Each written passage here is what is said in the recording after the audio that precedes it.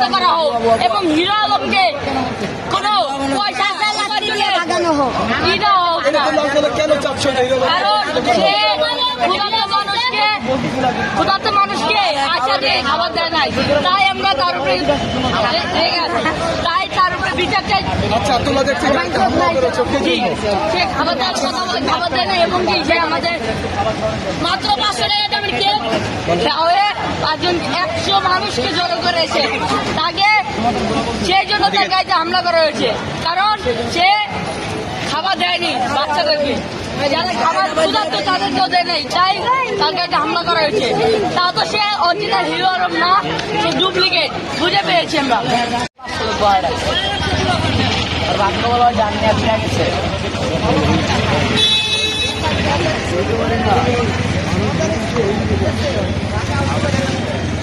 আল্লাহ বাসায় দিচ্ছে, ভালো বাক্য নিয়ে ফিরে গেছে, নাহলে জনগণের ফিরে মেরে হয়তো 2 ঘন্টা ধরে না হলেও 200 লোক বহায় রাখছে, সামান্য একটা কেক কেটে হেলাস করে পলাইছে।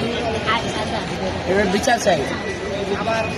আশা দিল কে লেগে এত দিন করে এত লোকের আশা দিল কে লেগে আমরা তো ভিডিও তো কত লাগবে, আরে এইদিকে কর এইদিকে ভিডিও তো কত লাগবে। চোর আর চোরে জন্ম দিয়েছে, এলাকায় চুরি হয়েছে, 500 টাকার আমার কেক লয়, 500 লোক জমায় লাস্টে লাস করে পলায়। চোরে জন্ম দিয়েছে,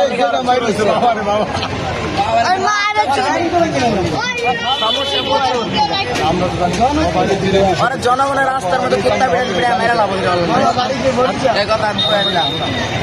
আমি এই কথা কয়ে দিলাম, হিরো আলম যদি রাস্তায় ফালায় জনগণের না পেরে আমার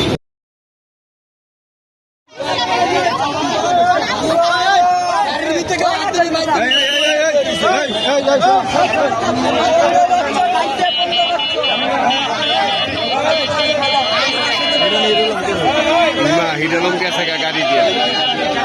হিরো আলমের সহকারী যারা মানে ভিডিওটা করছে তাদেরকে কমলাপুরে আটক করা হয়েছে।